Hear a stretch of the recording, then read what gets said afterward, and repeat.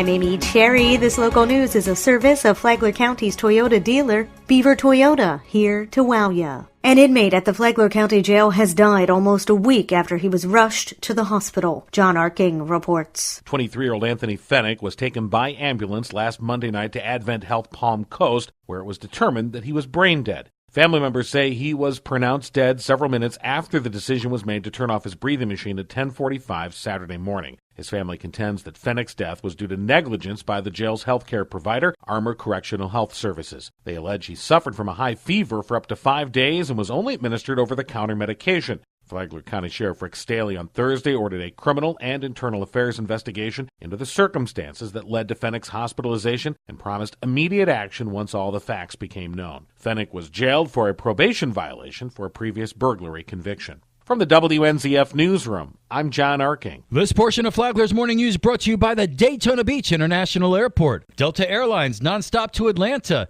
and starting in May, nonstop flights to New York City via American Airlines. Lights, cameras, permit. Yes, the city of Bunnell is proposing that anybody making a commercial video of any kind get a permit to do so. The issue came about as a video shoot drew about 100 people to one of the city's neighborhoods. It's called My City Bunnell. My city.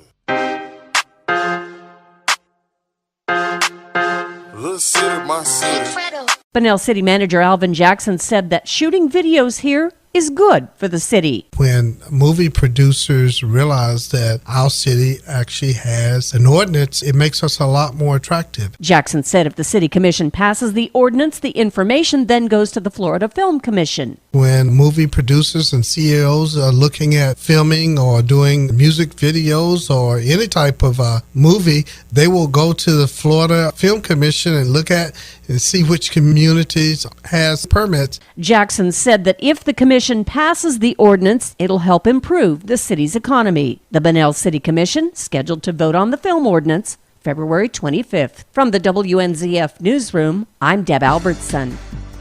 Flagler County's Plantation Bay is in desperate need of repairs that could cost millions. The county bought the private utility off US 1 for $5.5 million 6 years ago. Since then, a government analysis has ruled it was overpriced, and now we're learning repairs could cost up to $28 million. They've learned the sewer tank is buckling and in critical need of repairs. Without those repairs, raw sewage could spill out basically at any moment, commissioners say. That's forced the county commission to make an emergency request to the state for $10 million to fix ongoing issues. That's on top of a $2 million request already made from the legislature for the utility. But a big problem with their requests is that Flagler County taxpayers, let alone state taxpayers, aren't supposed to be paying a dime to underwrite operations or make repairs. Only the utility's ratepayers are. But the utility has received substantial money in the past from the legislature and the St. Johns River Water Management District. But the county's share of legislative funds is finite, meaning other broader needs could go unserved to repair Plantation Bay.